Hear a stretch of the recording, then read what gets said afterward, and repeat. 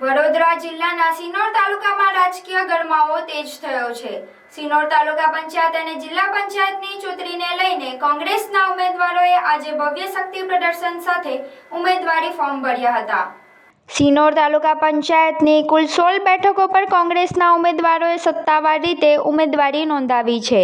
સાથે જ સાદલી જિલ્લા પંચાયત બેઠક અને સિનોર જિલ્લા પંચાયત બેઠક માટે પણ કોંગ્રેસે એક ઉમેદવાર મેદાનમાં ઉતાર્યા છે।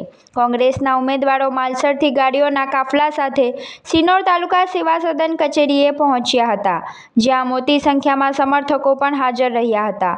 સમગ્ર વિસ્તારમાં ચૂંટણીનો માહોલ જામ્યો જોવા મળ્યો હતો।